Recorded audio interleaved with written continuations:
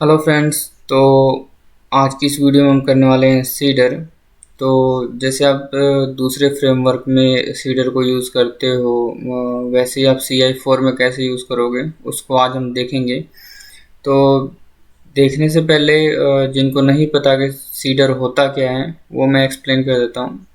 Cedar आप देखोगे तो ऐप के अंदर डेटाबेस फोल्डर के अंदर जैसे माइग्रेशन हमने किया था वैसे यहाँ पे सीड्स करके है। तो अब ये डेटाबेस फोल्डर के अंदर है तो इसका मतलब है कि ये डेटाबेस से रिलेटेड ही इसका फीचर भी होगा और इसका काम भी होगा CI4 में।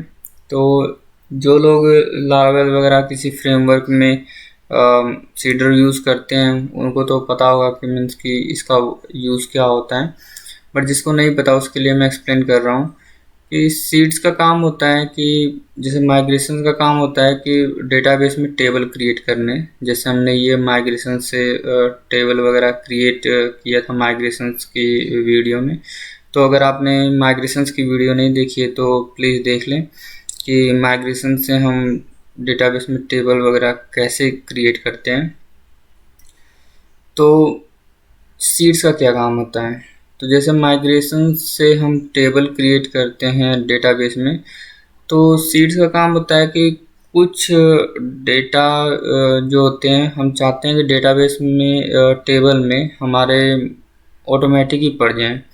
जैसे कुछ हमारे जिनको हम मास्टर टेबल बोलते हैं, तो जो हमारे मास्टर टेबल होते हैं हम चाहते हैं कि उसमें कुछ चेंजेस तो होते नहीं हैं, तो उसमें ऑटोमेटिकली डेटा पड़ा होना चाहिए। जैसे कि हमारा कंट्री टेबल है तो हम कंट्री टेबल में कुछ चेंज नहीं करेंगे, ऑटोमेटिक ये मास्टर टेबल होता है। वैसे सिटीज़ का टेबल हो सकता है, स्टेट्स का टेबल हो सकता है। तो एग्जांपल के तौर पे अभी हम कंट्रीज़ का टेबल लेके चल रहे हैं कि जैसे हम माइग्रेशन चलाएंगे तो हमारा डेटाबेस क्रिएट हो जाएगा और कंट्रीज़ का टेबल हमारा ब्राउज़ किया हमने, ये देखिए आईडी नेम है, अभी 2 ही कॉलम रखे हुए हैं तो ये खाली है। बट हम चाहते हैं कि जैसे ही मैं माइग्रेशन चलाऊं और सीट्स को चलाऊं तो मेरे कंट्रीज़ में ऑटोमेटिकली जो कंट्री में यूज़ करने वाला हूँ एज अ मास्टर टेबल तो वो डेटा इसमें ऑटोमेटिकली पड़ जाए। तो सीट्स में हम बनाते कैसे हैं उसको हम देख लेते हैं। तो हम कमांड के थ्रू ही बनाएंगे क्योंकि ये थोड़ा फास्ट होता है और इजी होता है अंडरस्टैंड के लिए। और अगर आप इस तरीके से कर रहे हो तो आप किसी दूसरे फ्रेमवर्क में भी अगर काम करते हो तो इजीली ग्रैब अप कर लोगे आप। और अगर आपने कोई दूसरे फ्रेमवर्क में आपने किया हुआ है तो यहाँ पे भी आपको करने में सेम चीज़ लगेगी, कोई प्रॉब्लम नहीं आएगी। जैसे आप PHP स्पार्क करके एंटर करोगे तो यहाँ पे आपको सीड्स की 2 कमांड मिलेंगी। एक जनरेट करने के लिए फाइल मेक सीडर है और दूसरा मिलेगा आपको DB सीड करके। ये डेटाबेस की में फाइल में एंटर करेगी इसलिए डेटाबेस ग्रुप के अंदर है ये DB सीड। ये कमांड होगी कि मीन्स कि जब हमने फाइल को रन करना होगा और अगर कोई फाइल क्रिएट करनी है सीडर की तो आप मेक सीडर कमांड यूज़ कर सकते हो, या आप मैन्युअली भी यहाँ पे सीड्स फोल्डर के अंदर क्रिएट कर सकते हो या किसी और भी फोल्डर के अंदर क्रिएट कर सकते हो। आपको बस अगर किसी दूसरे फोल्डर में करोगे तो आपको पूरा फुल पाथ बताना पड़ेगा, बट अगर आप सीड्स के अंदर ही करते हो तो आप सिर्फ क्लास के नेम से ही उसको एक्सेस कर सकते हो। तो चलिए हम एक फाइल क्रिएट करते हैं सीडर की। तो हम लिखेंगे PHP स्पार्क मेक सीडर। अब ये हमारा कंट्री से रिलेटेड एंट्रीज हम करवाने जा रहे हैं मास्टर टेबल में। तो आपको पहले ही बताया था कि फाइल का नाम वैसे ही रखो ताकि आपको देखते ही पता चल जाए कि इस फाइल में हमने क्या काम किया हुआ है। तो हम लिखते हैं कंट्रीज और सीडर, एंटर। देखिए इसने बता दिया कि फाइल क्रिएट हो गई है, इसने पाथ भी बता दिया है। और आप सीड्स फोल्डर के अंदर देखोगे तो कंट्री सीडर करके हमारी क्लास बन गई है। अगर आप मैन्युअली क्रिएट करते हो तो ध्यान रहे कि जो क्लास का नेम है और जो फाइल का नेम है वो सेम होना चाहिए। बट अगर आप यहाँ से कमांड से बनाते हो तो वो ऑटोमेटिकली अपना उस चीज़ को चेक करके बना देते हैं। अब यहाँ इस रन के अंदर हमने सारा काम करना होता है। तो जैसे कि मैंने डेटाबेस में एंटर करना है तो मैं एक एरे बना लेता हूँ, $data is equal to array, और यहाँ पे सेमीकोलन, और यहाँ पे लिखा हमने नेम, हमारे कॉलम का नेम है। और अभी मैं चाहता हूँ कि सिर्फ जैसे डेटा बने तो वहाँ पे लिखा आ जाए इंडिया। तो ये तो हो गया हमारा एरे। अब इसको हमने अपने डेटाबेस में रन करना है तो हम क्वेरी बिल्डर यूज़ करते हैं, $this db। टेबल क्या है,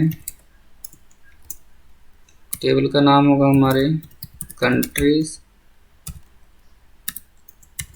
और करना क्या है, इंसर्ट। इंसर्ट क्या करना है, $डेटा में हमने जो लिखा हुआ है, Ctrl+S, दैट्स इट गाइस। ये हमने फाइल क्रिएट कर दी है और इसमें हमने चेंजेस भी कर दिए हैं।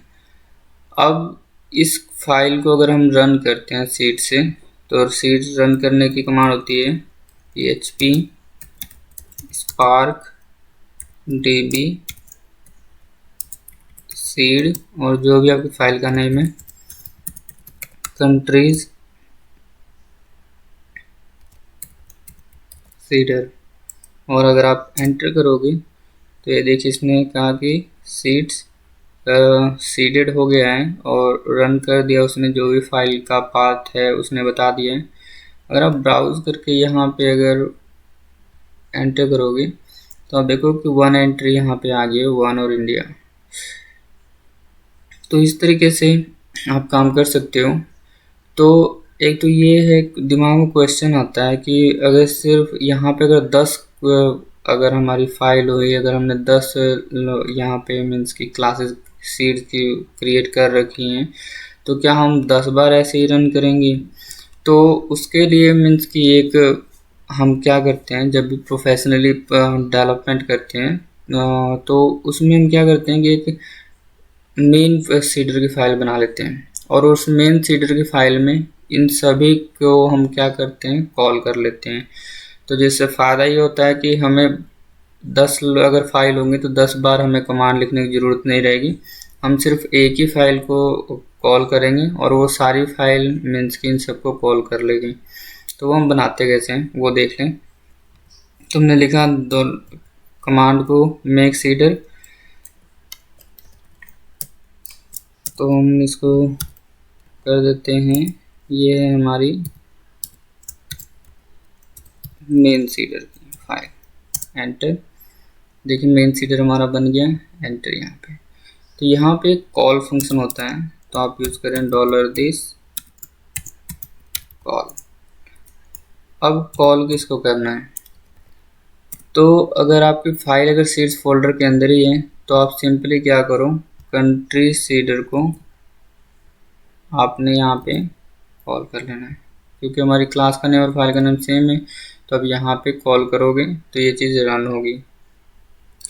तो इसका फ़ायदा ये है कि अगर यहाँ पे अगर हमने country cedar, city cedar, state cedar करके 3-4 फाइलें क्रिएट की हुई तो हमें 3-4 बार फाइल कमांड रन करने की ज़रूरत नहीं है। हम सबको एक जगह ऐसे ही कॉल कर लेंगे। कंट्रीज जैसे हमारी सिटी सीडर होगी तो हम लिख देंगे सिटी सीडर, स्टेट सीडर होगा तो हम लिख देंगे स्टेट सीडर। और जैसे ही इस फाइल को हम रन करेंगे तो पहले वो कंट्री सीडर को रन करेगा, फिर सिटी सीडर को रन करेगा, फिर स्टेट सीडर को रन कर देगा और ऑटोमेटिकली हमारा काम हो जाएगा। तो इससे हम एक ही कमांड से एक ही बार कमांड रन करके मीन्स के सीडर को इम्प्लीमेंट कर लेते हैं। तो अभी हम इसको हटा देते हैं क्योंकि हमारे फाइल ये बनाई नहीं हुई है। तो हम कंट्री सीडर है यहाँ पे, तो हम मेन सीडर को रन करते हैं, देखते हैं कि ये चेंजेस कर रहा है कि नहीं।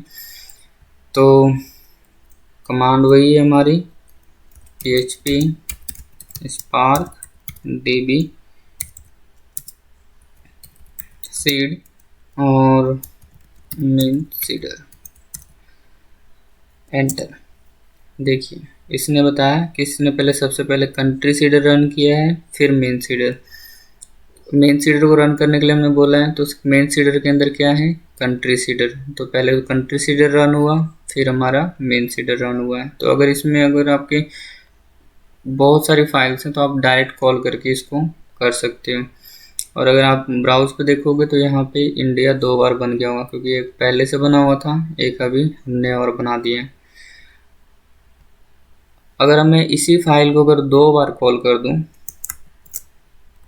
Ctrl+S, और अगर आप देखोगे, अगर मैं कमांड को रन करूं सीड को, तो देखो पहले उसने कंट्री सीडर इसको रन किया, फिर दोबारा से कंट्री सीडर किया हमने, तो ये इसने इसको रन किया दूसरे कंट्री सीडर को, क्योंकि कॉल के अंदर वो अलग अलग क्लास लेके चल रहा है कि भाई अलग अलग फाइलें होंगी।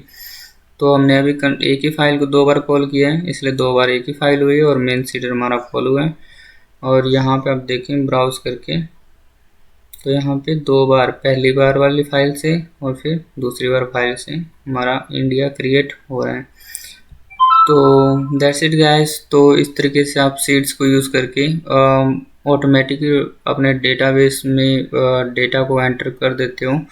और सीडर्स का काफ़ी इम्पोर्टेंट रोल होता है। अगर आप प्रोफेशनली कोई बहुत बड़ा प्रोजेक्ट क्रिएट कर रहे हो, तो उसमें मास्टर्स की फ़ाइल हमारी बहुत होती हैं, और जब भी सर्वर पे हम कोड को पुश कर देते हैं तो वहाँ पे हमारे पास PHP माई एडमिन का डायरेक्ट एक्सेस नहीं होता कि हम मैनुअली जाके कोई भी चेंजेस कर दें। तो उस टाइम आपको सीड से ही काम करना होता है और माइग्रेशन से ही काम करना होता है। तो ये एक इम्पोर्टेंट रोल प्ले करते हैं अगर आपको नॉलेज है तो। अगर आपको नॉलेज नहीं है तो बहुत सफ़र करना पड़ता है एज अ बिगनर डेवलपर, आप किसी भी कंपनी में अगर ज्वाइन करते हो तो। Okay, that's it guys.